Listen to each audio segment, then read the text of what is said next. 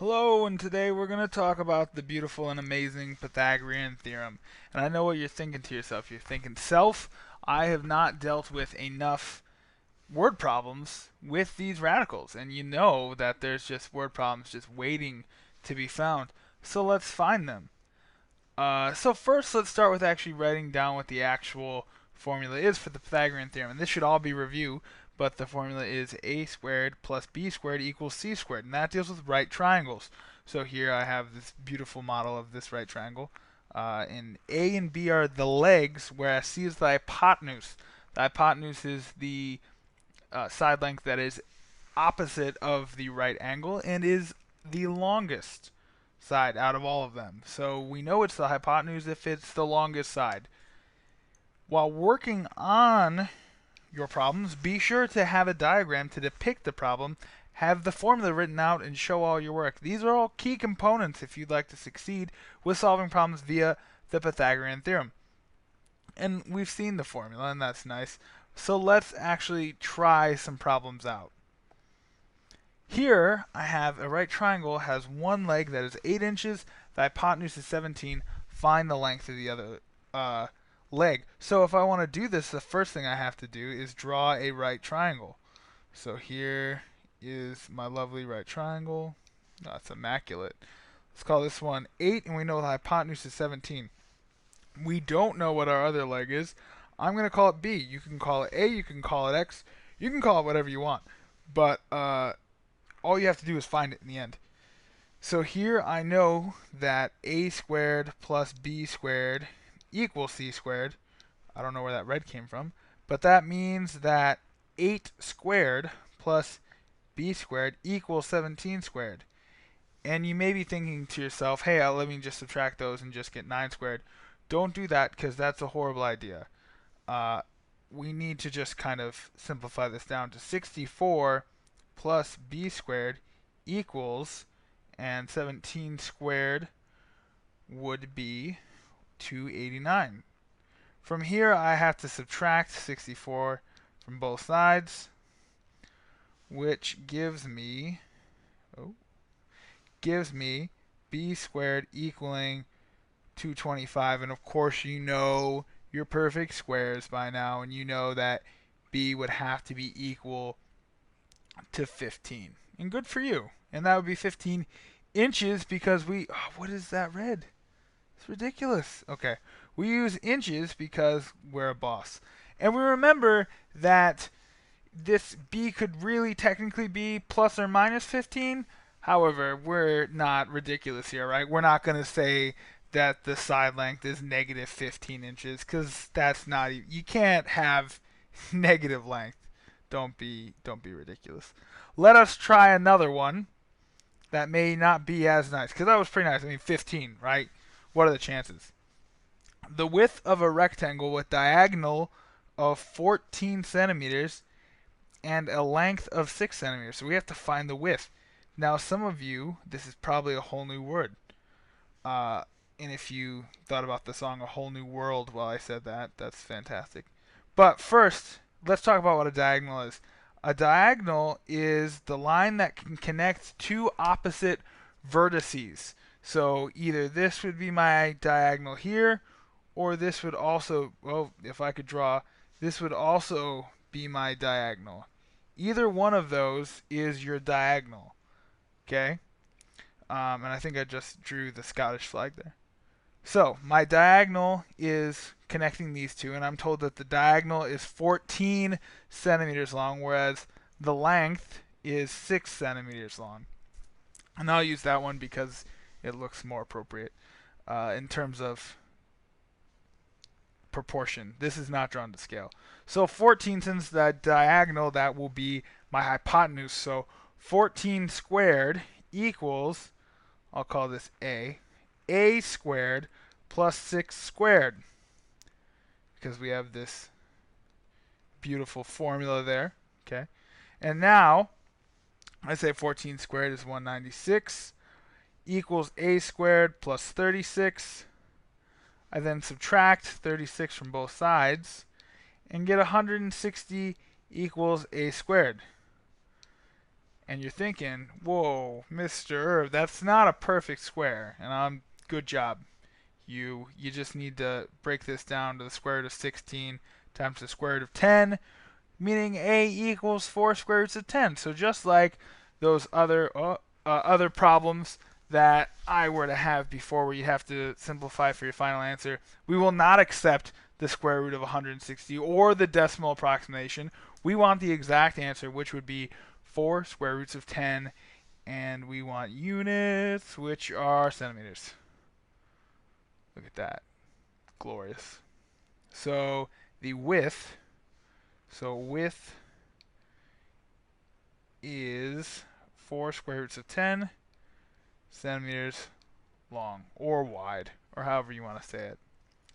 Let's try some more. Is a right triangle, because apparently I can't spell. Is it a right triangle? Determine whether the following sides are right triangles. And if we're doing that, we need to figure out what's the hypotenuse, right? Because remember, we're still dealing with a squared plus b squared equals c squared.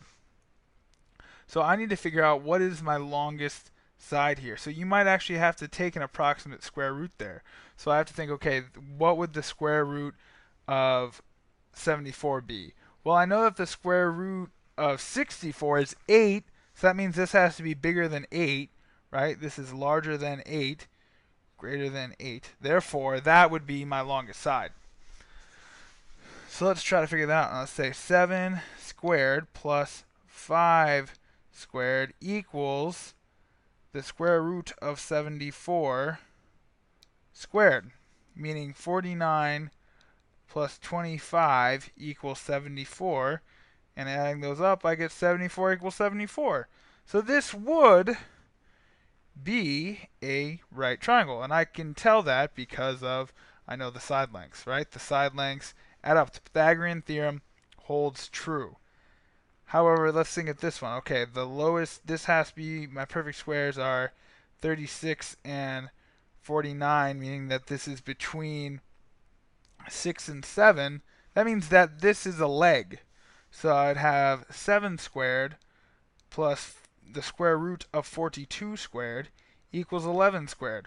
Or 49 plus 42 equals 121. Well, that's saying that 80, well, no, not 80. What is that? That's garbage math. 91 is equal to 121. That's not true. Therefore, this is not.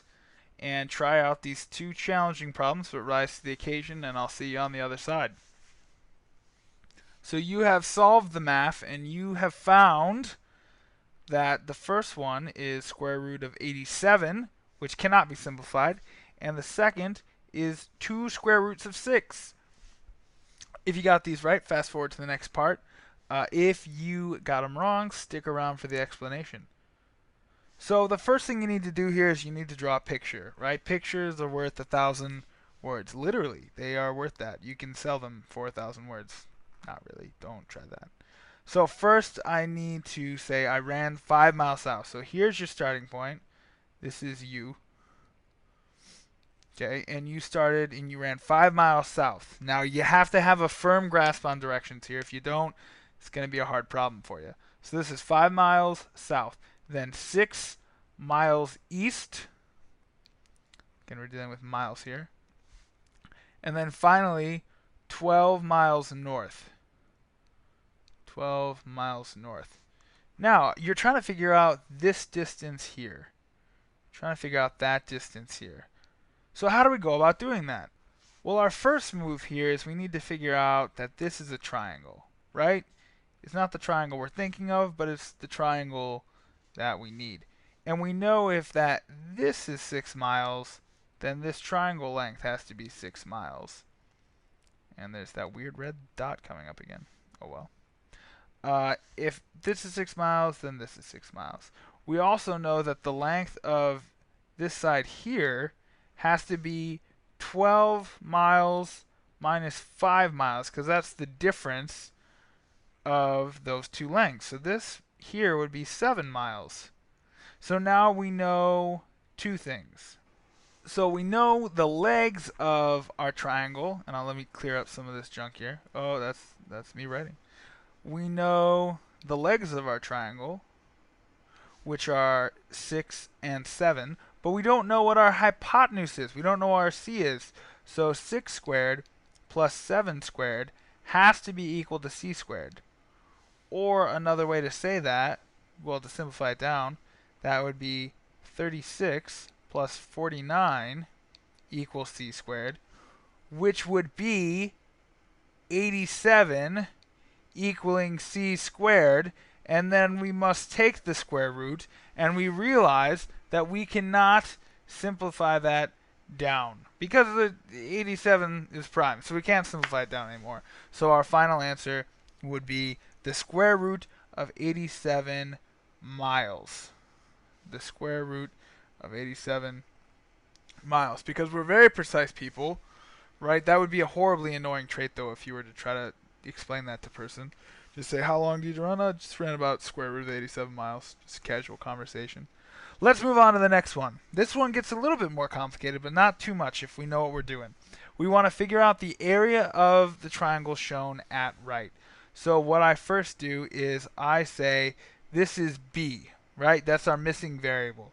So I have 4 square roots of 3 squared plus b squared equals 6 square roots of 2 squared. And when I square it, I have to square all of the things. So I square the 4, which would be 16. I square the square root of 3, which is 3, plus b squared equals 36 times 2. Again, I am squaring. I'm distributing the square, essentially. Distributing the square. So that would be 48 plus b squared equals 72. I subtract 48 from both sides because I want to get b squared by itself, and b squared equals 24. Now, oh, I didn't do the area. That's just the side length. I'll take the square root here, which means b equals 2 square roots of 6. And that's just b. I want to find the area. And I'm sorry about that, children, but I'm not going to re-record this. So I know that b is 2 square roots of 6. And since it asked for the area, wants to know the area, I have to say 1/2 the base times the height. So here's my height, right there, times my base, which means that that would be 1/2 times 4 times 2, which would just be 4. Square roots of 3 times 6, which is 18. And that'll simplify down to 4 times the square root of 9 times the square root of 2, or 12 square roots of 2. So this actual answer, if I were not a scrub, it would be 12 square roots of 2 units squared would be our area. So let us move on to the next one, and that's okay because this is where things get crazy. This is where we have pictures. Actually, you know what I'm going to do is I'm going to pause this here. Now let's go ahead. Let's try it. You try. Look at that beautiful frog. That's the Amazonian horned frog. You solve this problem for him. Go ahead. I'll wait. I'll pause the video. And I'll wait. Alright, so you've solved it, and you have thought, alright, if I could walk on water, if I could walk across this pond, I would get that it would be approximately 42.2 meters. That's how long it would take. If you got that, stop the video, and I hope you enjoyed the frog and all of his glory. He just looks glorious. If not, then stick around because I'm going to explain it. So from point A to point B, you have to walk 52 meters north, and again you need a strong grasp on directions here, and 36 meters west. Let me move this over. And 36 meters west. Let's try to draw it kind of to scale. And you want to know if you didn't have to do that, right? If you could have just gone over, mosey over the water, maybe if it wasn't a deep pond, how long would that be? So I'm going to say 36 squared plus 22 squared has to equal c squared. Or in essence, 36 times 36 we know to be 1,296, because of course you remember your squares of 36, plus 22 squared, which is 484, which equals c squared. From there I add those two up, and that'll give me 1,780 equals c squared. Now we know here, since it asked for us, it asked specifically to the nearest tenth of a meter, I have to take the square root of that answer, because I'm trying to solve for c. So I take the square root, and that'll give me approximately c equaling 42.19, and since it says to the nearest tenth, that'd be 42.2 meters long. That would be the distance. What would be the distance?